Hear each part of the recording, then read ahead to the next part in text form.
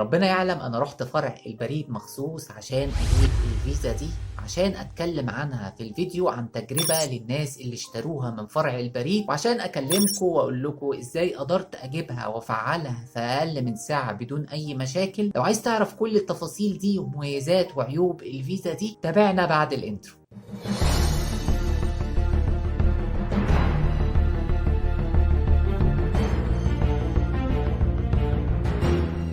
للي ما يعرفنيش منكم، انا احمد خضر ودي قناتكم قناه ايجي فوكس تكنولوجي، ودي فيزا يلا باي، الفيزا الجديده اللي اصدرها البريد المصري في اخر سنه. الفيزا دي طبعا اما جت طلعت ما كانتش ليها تطبيق، لكن التطبيق نزل في يوم 12/12 عشان كده ابتدينا نتكلم عنها. طبعا الفيزا دي بتتميز عن ايزي باي في حاجات كتير، وبرده هي ليها عيوب حاليا عشان هي لسه في بدايتها. تعالوا بينا نتكلم عن تجربتي ازاي اشتريتها وازاي قدرت افعلها في اقل من ساعه. مبدئيا كده انا رحت فرع البريد في اخر اليوم، يعني قبل الساعه 3، وهو بالمناسبه كان فرع يعني من الفروع اللي هي ما بتنتهيش الساعه 5، لا هو كان فرع عادي مواعيده عاديه. ورحت قبلها بحوالي ربع ساعه، رحت للموظفه قالت لي ان هي عايزه صورتين من بطاقتي. طبعا رحت المكتبه اللي جنب الفرع صورت صورتين ورجعت لها تاني، دفعت 20 جنيه وشحنتها ب 50 جنيه. هي طبعا بالاول ما كانتش عارفه ان الفيزا دي ممكن تتشحن اقل من 100 جنيه، لكن انا اكدت لها وفعلا نفعت ان هي تتشحن باقل من 100 جنيه. انا كده دفعت لها 70 جنيه، 20 جنيه اشتريت بيها الفيزا وشحنتها ب 50 جنيه. بعد كده هي مضتني على كام ورقه كده ان انا استلمت الفيزا، وادتني ريسيت في الفلوس اللي شحنتها في الفيزا. وبعد كده سالتها قلت لها هل انت كده فعلتي لي الفيزا؟ اكدت لي ان هي فعلت الفيزا، لكن انا حبيت اتاكد ان طبعا الفلوس سمعت. هو كان فرع بريد كبير فكان في مكنه اي تي ام بره. طلعت حطيت الفيزا، طبعا حطيت الارقام السريه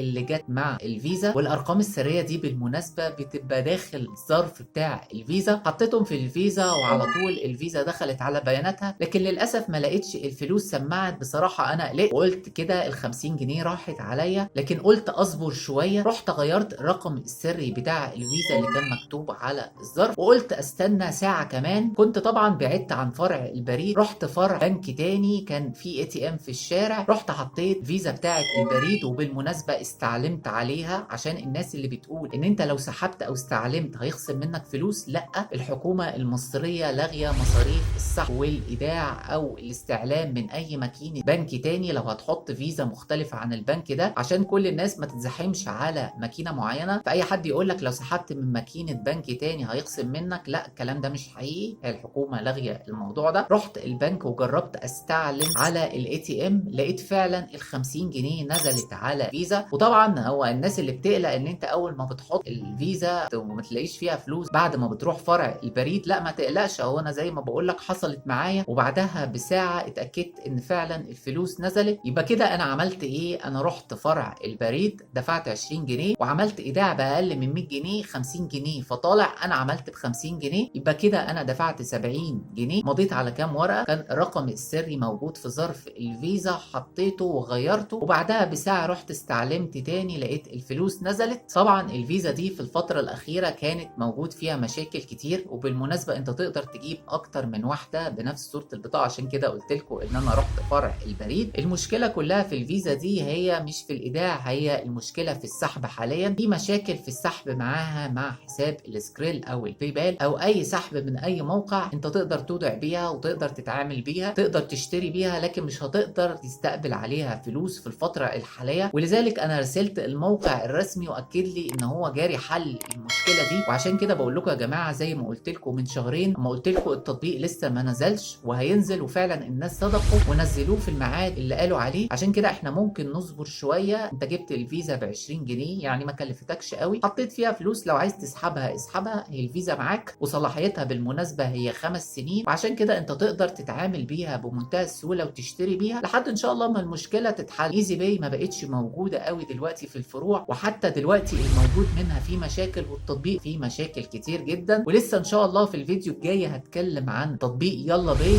والمميزات بتاعته الكتيره جدا وطرق الايداع اللي هترحمك طبعا من مروح لفرع البريد، او انك تروح لواحد تاني وسيط ينصب عليك وما يبعتلكش الفلوس على التطبيق بتاعك. لا، في طبعا وسائل اكتر بكتير، منها الايداع البنكي والمحافظ الالكترونيه ومصاري وامان. وبالمناسبه هي الفيزا دي طبعا هي ظاهره في الفيديو، طبعا ال 16 رقم مش ظاهرين قدام، هو ميزتها ان ال 16 رقم بيظهروا ورا، وبرده السي سي في كود اللي هو الثلاث ارقام السريه اللي تقدر تتعامل بيها اونلاين برده موجودين ورا. هي فيزا جميله جدا وانا شايف ان ليها مستقبل كبير، عشان كده انت لو جبتها ودفعت فيها 20 جنيه ما تندمش. هي على فكره مشاكلها هتتحل في اقرب وقت ممكن، ما تستعجلوش. بس هتلاقوا هنا في القناه 5 فيديوهات اتكلمت قبل كده عن فيزا يلا باي. وكده انا وصلت لنهايه الفيديو. لو في اي حد عنده سؤال يتفضل يكتبه في الكومنتات، وفضلا وليس امرا ما تنساش تعمل لنا لايك للفيديو ده وتشترك في القناه. شكرا جدا يا جماعه على حسن استماعكم، والسلام عليكم ورحمه الله وبركاته.